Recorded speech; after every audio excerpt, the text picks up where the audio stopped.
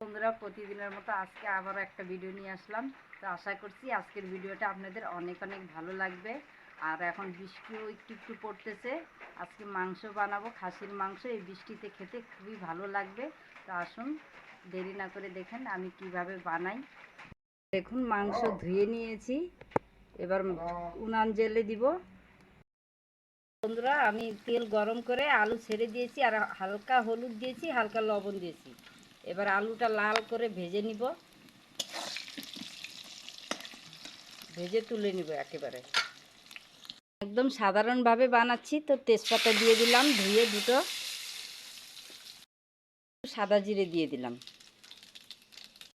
এখন পেঁয়াজ কেটে রেখেছি, দিয়ে দিচ্ছি। পেঁয়াজটা দেখুন লাল করে ভেজে নিয়েছি। এবার ধুয়ে রাখা মাংসটা দিয়ে দিচ্ছি। এবার মাংসটা পেঁয়াজের সঙ্গে একটু হালকা ভাজা ভাজা করে নিব।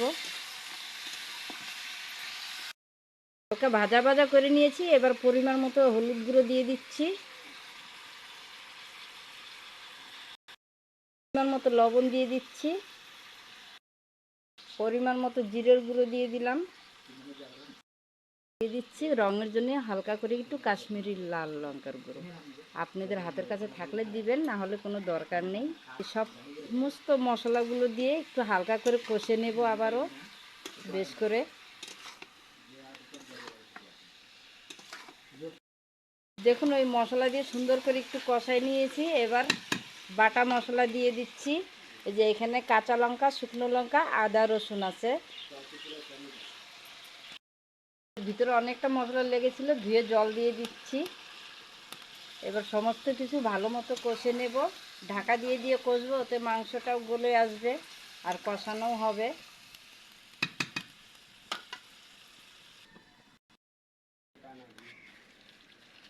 এই যে দেখুন বন্ধুরা, আমি অনেকক্ষণ ধরে কষাচ্ছি আর দেখুন কালারটাও চেঞ্জ হয়ে গেছে, খুব সুন্দরভাবে কষানো হয়েছে।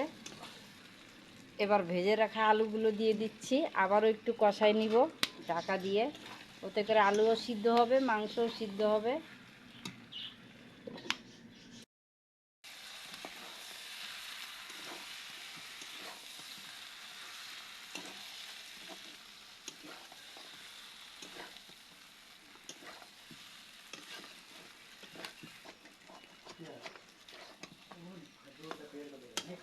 বন্ধুরা দেখুন আমি অনেকক্ষণ ধরে কষে যাচ্ছি ঢাকা দিয়ে দিয়ে, আর খুব সুন্দর করে কষানো হয়ে গেছে, কালারটা আরও চেঞ্জ হয়ে গেছে। সামনের থেকে দেখাই দিচ্ছি, এই যে দেখুন। এবার আমি জল দিয়ে দেব পরিমাণ মতো।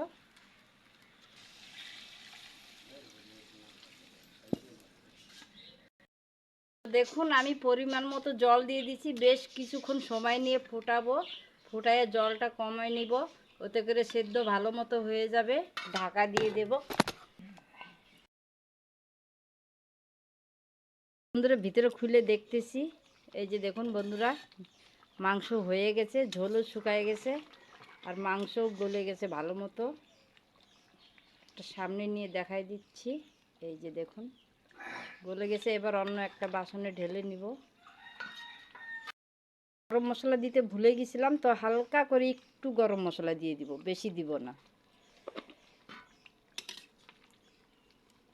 নেড়ে দিচ্ছি। পুরনো বন্ধু নতুন বন্ধুদেরকে সবাইকে ধন্যবাদ জানাই, এইভাবে আমার পাশে থেকো।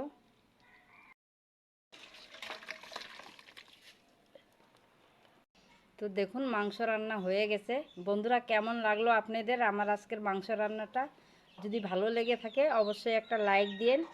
আর পুরনো বন্ধুদেরকে অসংখ্য ধন্যবাদ জানাই। নতুন কোনো বন্ধু যদি চ্যানেলে এসে থাকেন তাহলে চ্যানেলকে সাবস্ক্রাইব করার অনুরোধ রইল।